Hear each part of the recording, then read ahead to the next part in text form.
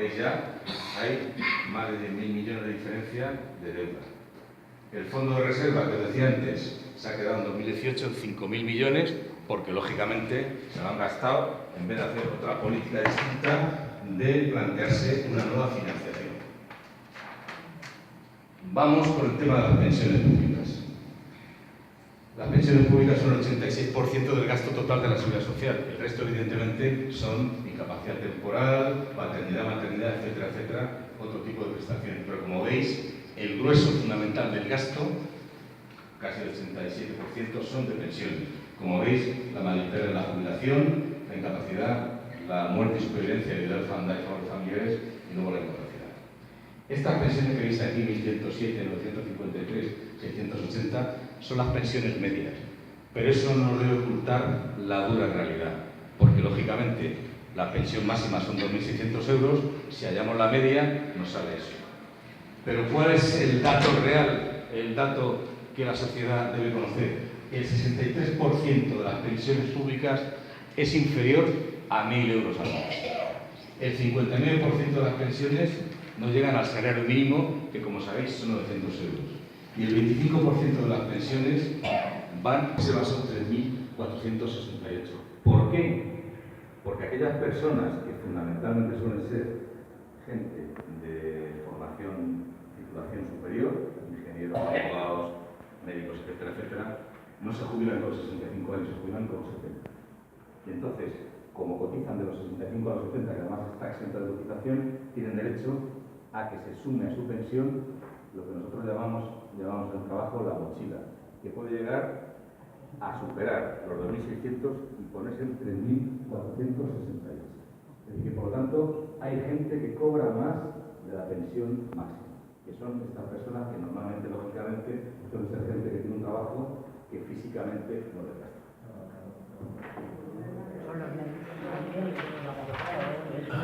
Bien, centrándonos en las dos últimas reformas que son muy... Tienen 36 años, etc. Y la base reguladora ahora mismo está en 22.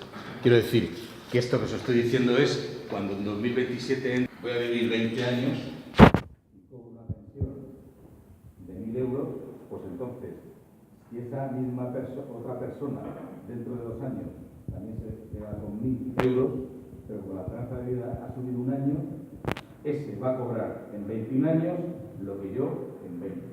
Es decir, que si yo multiplico mi pensión por los 20 años, ese va a vivir 21, pero va a cobrar la misma cantidad que yo en 20, por lo cual la pensión mensual le tiene que meter un coeficiente reductor para que multiplicando la pensión mensual en 21 años cobre lo mismo que yo en 20. Ese es el resumen del índice del factor de sostenibilidad, es decir, nuevo hachazo a las pensiones. RP metido en la ley, con lo cual no hay ninguna garantía de que no lo vuelvan a aplicar en 2020 o en 2023. Y hago un resumen de las pérdidas que han supuesto estas reformas. ¿Cuál es la relación del último salario con la pensión? Es decir, la última nómina que yo cobro con la primera pensión que recibo. Pues en el 2011, antes de entrada en vigor de las reformas, era del 79%. Es decir, mi pensión era el 79% de mi último salario.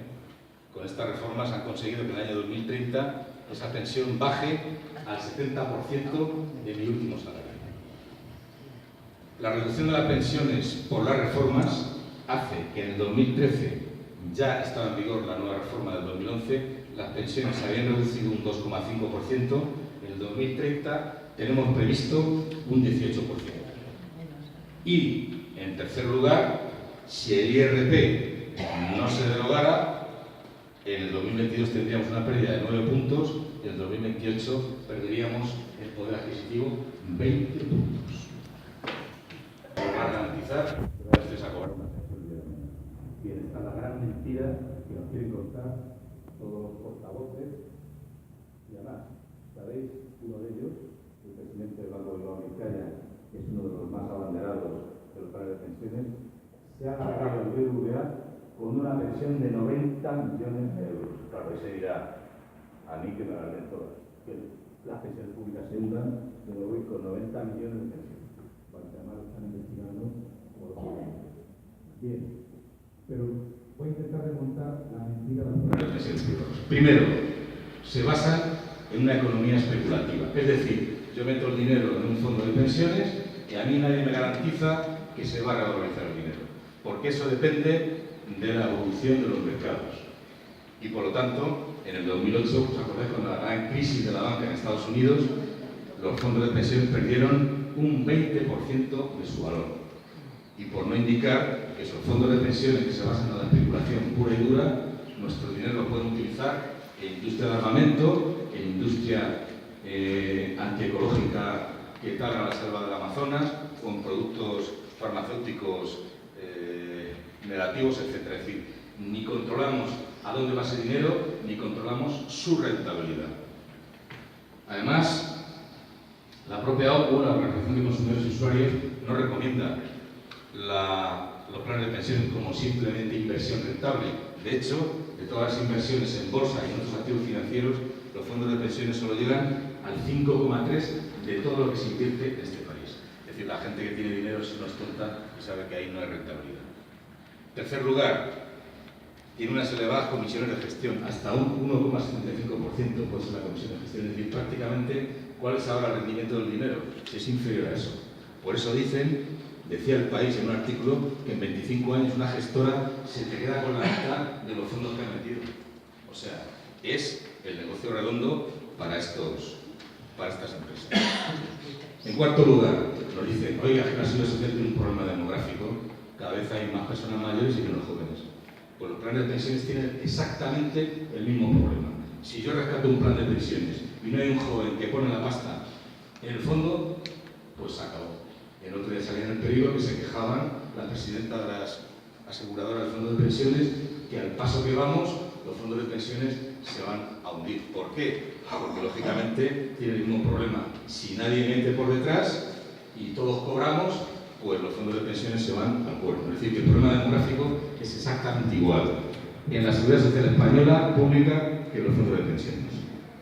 Otro tema importante es que Hacienda deja de ingresar, eso está mal, deja de ingresar 2.000 millones menos al año. Sí, está bien. Porque los fondos de pensiones tienen deducciones fiscales.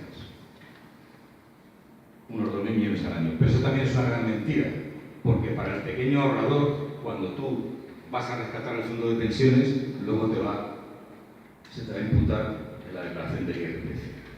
Han calculado, y esto también salía en El País, que solamente es rentable la deducción fiscal antes y el pagar después a las rentas que van de 60.000 a 150.000 euros al año. ¿Por qué? Porque esas rentas, cuando están en activo, se deducen de los tramos más altos de la renta, se los bajan mucho y luego, cuando se jubilan, como sus ingresos han disminuido, pues lógicamente van a cotizar por el IRPF bastante menos. Ese es el cálculo que ha hecho el propio periódico El País. Ya por último, el 36% de los trabajadores cobra menos del salario mínimo, unos 6 millones, y el 47% cobra menos de 1.000 euros. Los trabajadores. ¿Cómo es posible que nos digan que esas personas van a poder ahorrar para un fondo de pensiones si no tienen ni siquiera para comprarse una casa ni para comer? Es decir, que es una auténtica mentira que nos quieren asustar diciendo que esta es la alternativa. Esto no es ninguna alternativa, esto es un puro negocio de las empresas. Y por eso os decía antes que las pensiones son una cuestión política. ¿Por qué? Porque si os fijáis, el incremento anual de las pensiones en el IPC supone 2.600 millones al año.